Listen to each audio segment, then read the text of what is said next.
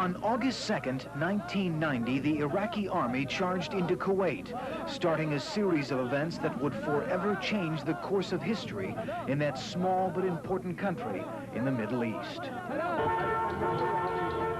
As the Iraqis placed a tighter and tighter grip on Kuwait, all communications out of the country were cut, until a virtual blackout placed a shroud of silence over every free voice in the land. Once a city of stark beauty, now held hostage with cold Iraqi military architecture at every glance. But guns, sandbags, brick, and mortar, nor the threat of death could keep all silent in Kuwait during the Iraqi occupation. For in the midst of a city wearing the scars of war stands a modest but powerful tower of truth, a ham radio antenna that transmitted information of hope, and a messenger who became the last voice from Kuwait.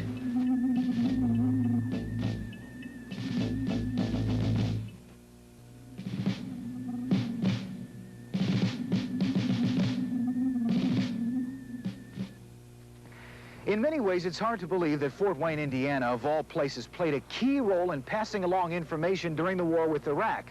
But it's absolutely true. In fact, while much of the world could only imagine what was going on in Kuwait City before and during the war, Fort Wayne, Indiana was receiving messages on a daily basis. The vehicle was ham radio, and the driver, a brave man who sent his messages skyward, named Abdul Jabbar Marafi. Yeah, my family were very afraid. They were very afraid, and it was very risky for them, for my children, for my son, for my wife, for everybody. Marafi realized what a terrible risk he was taking by transmitting during the Iraqi occupation. But that didn't stop him from sending vivid reports about the atrocities taking place in his country. Using a sophisticated computer data link, Marafi would transmit many times up to 12 hours a day, ignoring the desperate pleas from family members who were sure Iraqi soldiers would discover his radio operation.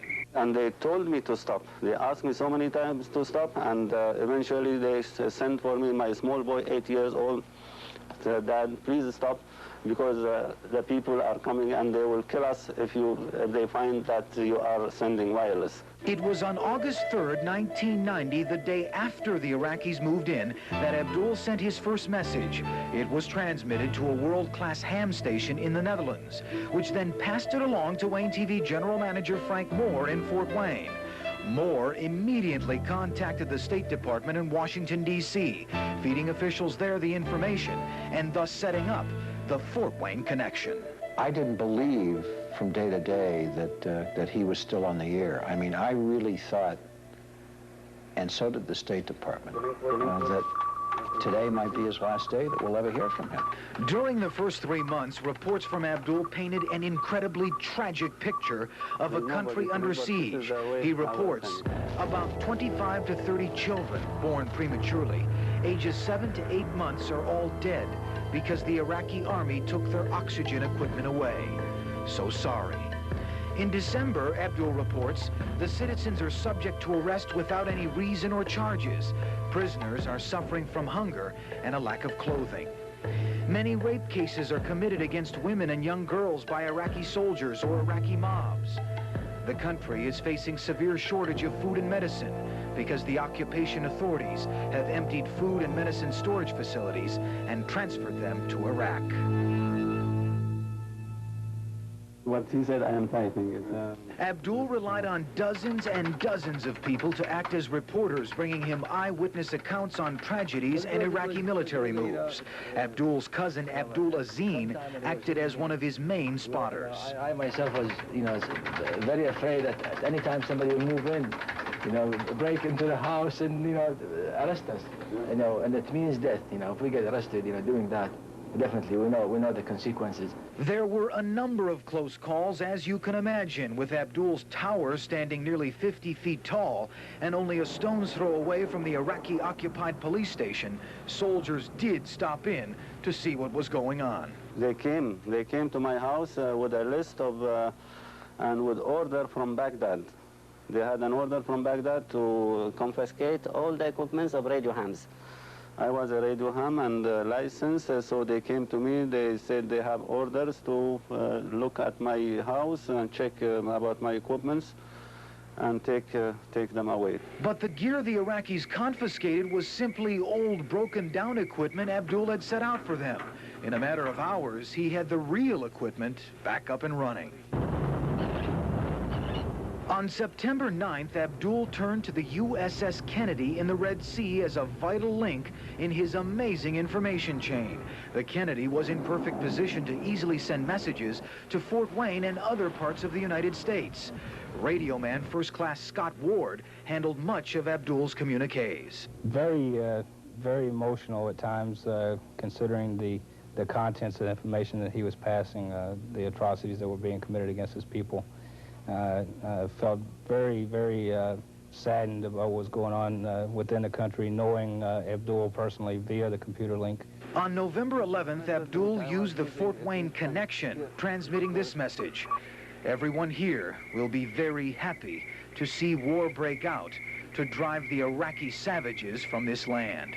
And we no longer care to face any consequences as a result of war, since death may be a relief from what we are facing now. On January 17th, 1991, Abdul got what he wanted. And no choice but to drive Saddam from Kuwait.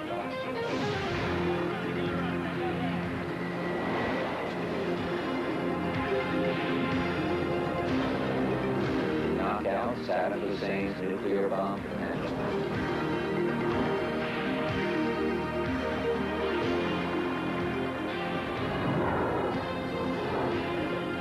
Underway against military targets in Iraq.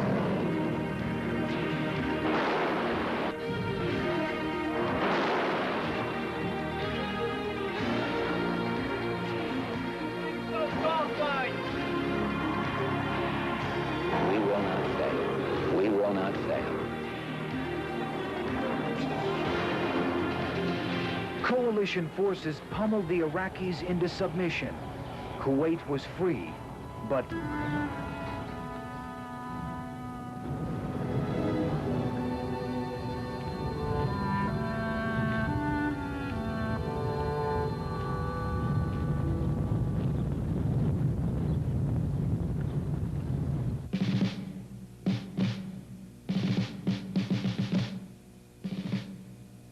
I could not stop because there were so many people who were abroad and they needed help. There were only a couple of us at CBS News who knew how the messages were getting out. His life was less important to him than telling the world what was going on inside his country.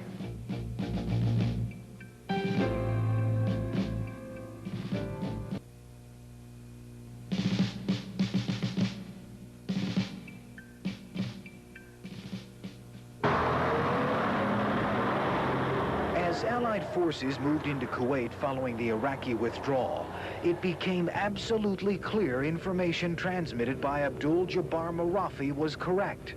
Iraqi positions in most cases were exactly where Abdul said they were. In fact, an unnamed source at the State Department tells News 15 the information was of great value to Operation Desert Storm. And even General Colin Powell, chairman of the Joint Chiefs of Staff, was given the information. Frank Moore in Fort Wayne, with some help from Clark Constant in the Champaign-Urbana, Illinois area, were responsible for getting Abdul's strategic information to Washington. At times, the messages were very important and urgent. And it was a most interesting message from Abdul, and it said something to the effect that a VIP in the local government advises that the Iraqis plan a surprise attack against the U.S. ground forces south of Kuwait to capture as many prisoners as possible as a bargaining tool, and they plan to do that tonight.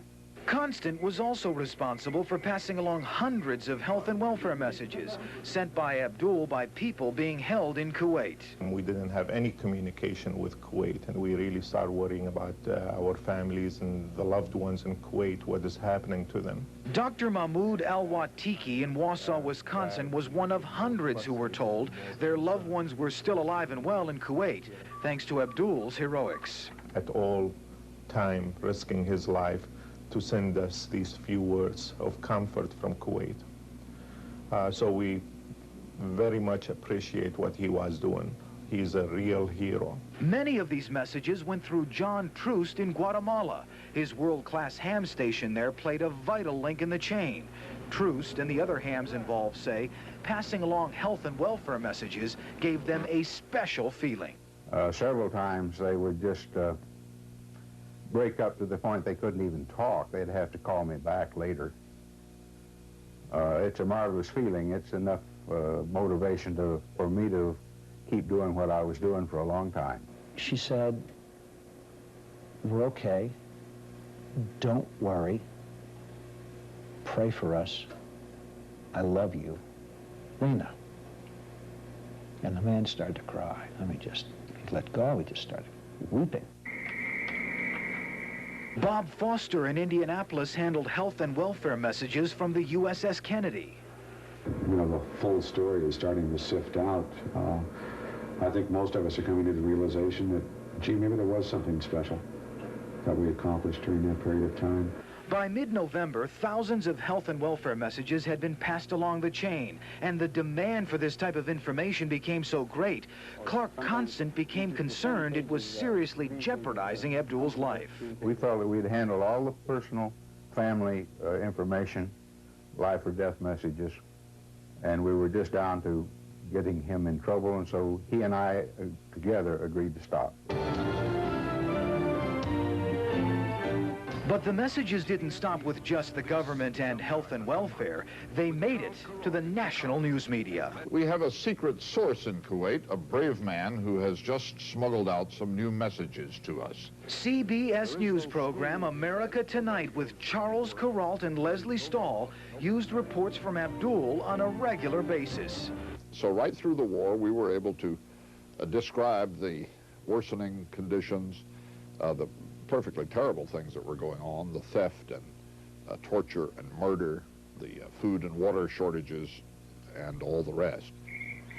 Information gathered here at Frank Moore's ham station was also passed along to scores of other media outlets. Outlets like CNN, the Fort Wayne newspapers, the Indianapolis Star, and of course, News 15. In each case, the media outlets were responsible for not releasing any information that would identify the secret source. Still, Frank Moore was extremely concerned. I woke up in terror thinking somebody was going to say smuggled, taken out of Kuwait by ham radio, because Saddam would have killed 166 hams in the country. I mean, I literally would wake up in a cold sweat saying, I hope one of my press sources doesn't blow it. Life in Kuwait has become almost unbearable for Kuwaitis. But Kuralt and the other media outlets handled the information with care. And despite the media blitz, Abdul's identity was never uncovered during the Iraqi occupation. And I said, Charles, I'm deeply concerned about ham radio or shortwave radio, even radio being used in attribution on these reports. And let's say just, you know, reliable sources. And Charles and I talked for a while, and Charles came up with an absolutely brilliant idea. So to describe where these messages were coming from, I dreamed up the phrase, smuggled out of Kuwait. And Frank was satisfied with that. I mean, that's not a lie. And yet it does lead one to believe that perhaps it's not radio, but it's some other means of getting it out of the country. It was a good idea for me at that time to send the news to the States, because we wanted all the people in the States to know what was going on here. So that's why I was sending to Frank Moore, and he did a very big job, very great help to us here. But I was really scared. I was really scared about getting this man killed. Scared me to death. And when the war was over, it was almost as much of a relief for me as it was for the Kuwaitis, I think, Joe.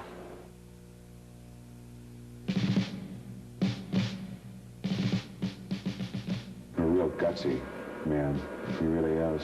He's an incredible hero, in my opinion, for the bravery that he presented getting information outside of Kuwait. He had tremendous love for his countrymen and his country.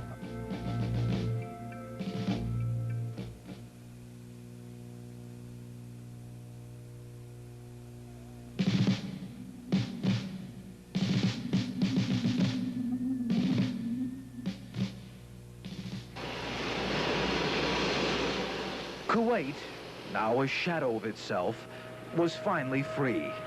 Buildings, just piles of concrete and mangled steel. But despite this picture of devastation, the Kuwaitis didn't stop to look around them. Instead, they dwelled on an inner happiness, fueled by a freedom that is no longer in the grips of Saddam Hussein. Screen pages, computer screen pages. For Abdul Jabbar Marafi, now was no time to celebrate. He stayed at his radio, the first to pass on the good news to his commander-in-chief. I sent the news to Sweden. They sent it, they received it on a printer, typed it, and faxed it to Taif, and immediately was sent to His Highness, the Emir of Kuwait. I think that was very good news for them. Yes. But his job at the radio didn't stop there. There were still few communication links outside the country, and the journalists who just arrived to greet a newly freed Kuwait city called on Abdul's help once more. I never went out for about 15 days from everybody saw anywhere in the country except myself. I did not see anywhere in the country. I did not go out because after that the press people came. The CBS, CNN, everybody. CNN, CBS, they had their satellite, but the journalists, they did not have any kind of communication. In fact, a couple of CBS crews were living in their cars and had nothing to eat. So Abdul found them food and an apartment for 20 in a matter of hours. Wayne TV General Manager Frank Moore then traveled to Kuwait City on May 4th, both to make this documentary possible and to meet his secret source. Security was still extremely tight, and Frank was among a select few Americans allowed into the country that early. Now, these are pictures taken by Frank with a video recorder. What he saw in Kuwait left him with a deep sense of despair and impressions that will last him a lifetime. You see what they've done to the country. It used to be green and lush and irrigated and watered, and you see bullet holes all over the place. I picked up, you know, expended rounds of ammunition. I picked up 50 caliber. I picked up mortars that had not been fired. I picked up rockets that hadn't been fired on the road to Basra. I mean, there's ammunition and weapons all over that country. Abdul also took Frank to the towering oil fires started by the Iraqis, many of which are still burning today. Flaring infernos sending tons of toxic sulfides into the air. It's already being called one of the worst environmental disasters of the century. The sky is black. If the wind is in the wrong direction in your Kuwait City, you think it's twilight. I mean, it's perfectly cloudless day, and it's just black smoke. It looks like the moon coming through that black smoke. At a quick glance, it resembles an LA traffic jam, but a closer look reveals it's much more serious than that. This is the road to Basra.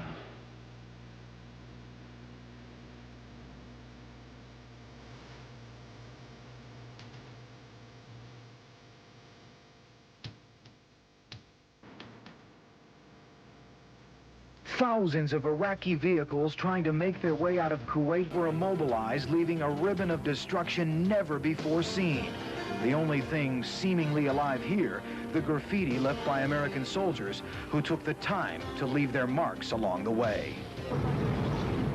After all of this, we have shown you but a fraction of the immense cleanup that the Kuwaitis face. They have years, I mean literally years.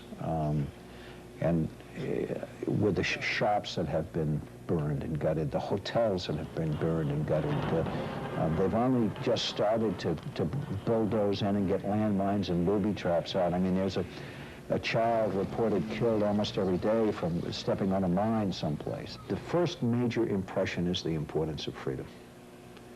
And when you hear speeches Memorial Day about World War I and World War II and wars you didn't participate in, and you hear the word freedom and died for freedom and that kind of thing, until you go over and talk to Kuwaitis and hear their individual stories and how they were treated and the terror that they lived in because they weren't free, and how every Kuwaiti family was touched with a death or torture or rape of some kind. There wasn't a Kuwaiti family that wasn't touched.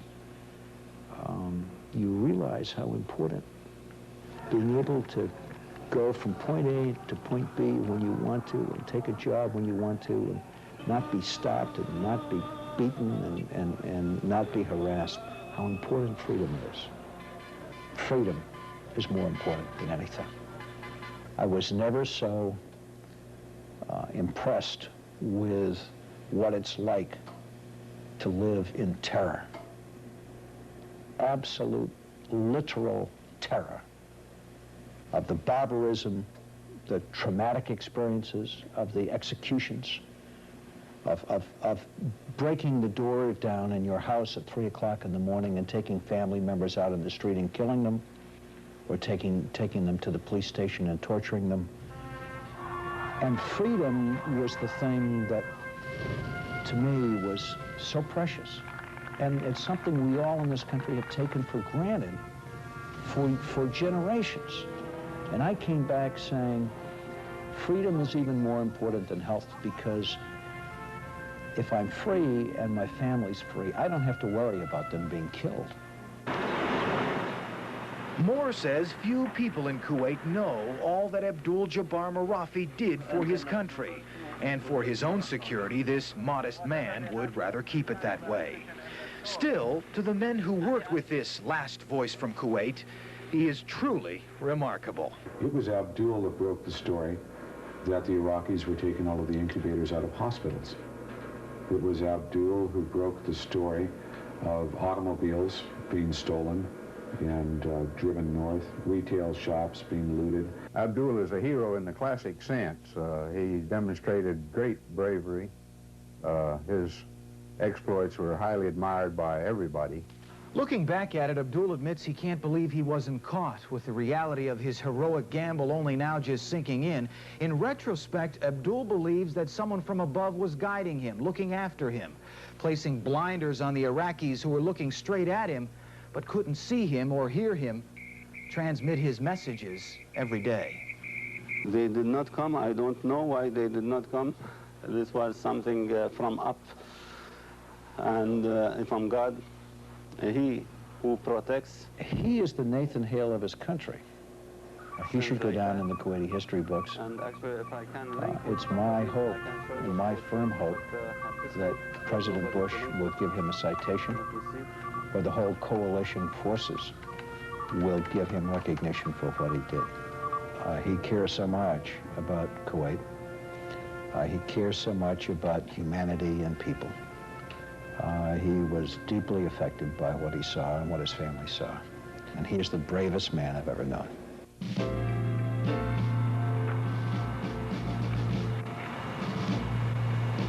Se você gostou do vídeo, não esqueça de deixar o like e se inscrever no canal. Toda semana temos 2 vídeos novos para você.